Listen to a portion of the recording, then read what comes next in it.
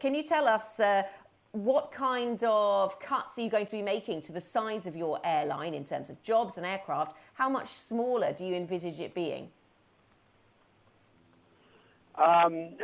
Great. Good morning. Great to have you to have me in your program.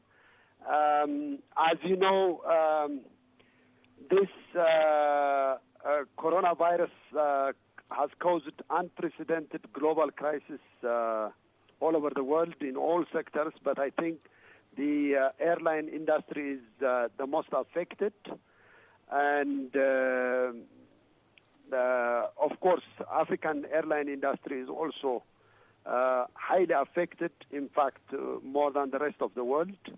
About $6 billion of revenue is expected to be lost between February and the rest of the year.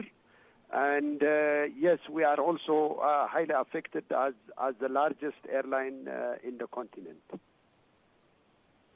So could Africa then be ground zero for the bankruptcies that IATA is predicting? I mean, do African governments have the resources to bail out their airlines the same way Europeans are?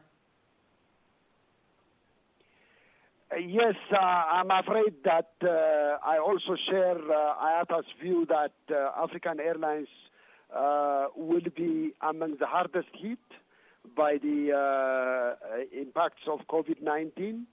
And in fact, it will be double whammy because on one side, there is a lockdown almost in the entire continent, so almost all airlines are grounded.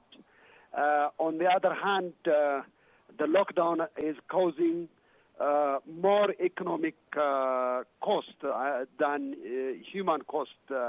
As you know, the human cost in Africa is relatively smaller so far, but the economic cost will be much, much higher because the lockdown has caused tremendous economic hardship to many countries and the people. And on the other hand, as you know, commodity prices have gone down, especially oil. So the oil exporting countries will face severe difficulties. And, put together, I think African countries and African governments will not be in a position to bail out airlines as much as in Europe and America. So Tewolde, if governments are not in a position to help, are banks lending sufficiently to the aviation sector? We see also banks are a little bit reluctant to lend to the airline industry in general, and particularly in Africa because of the two main problems that I mentioned. Number one, airlines are not flying and not generating revenue. On the other hand, governments do not have the resources to bail out their airlines. Initially, Africa is a developing economy, so it is already weak economy. But now, the slump in commodity price, and particularly oil, including other commodities, because Africa is exporting, dependent on commodities export. So they will find it extremely difficult. Governments will find it extremely difficult to support their airlines. It is going to be very, very tough for most African airlines. Just quickly, Tewolde, when do you expect traffic to return to normal? How long will it take for a full recovery? IATA is predicting maybe a year or two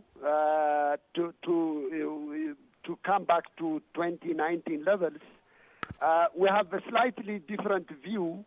Here in Africa, we expect to be slightly faster in recovery because especially the east-west traffic may recover faster.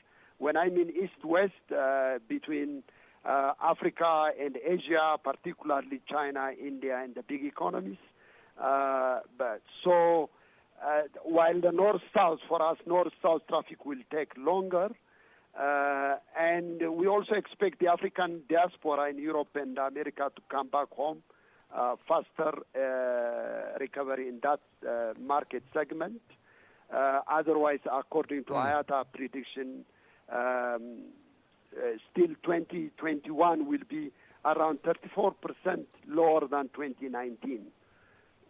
So it may take to 2021 to 22 and 23.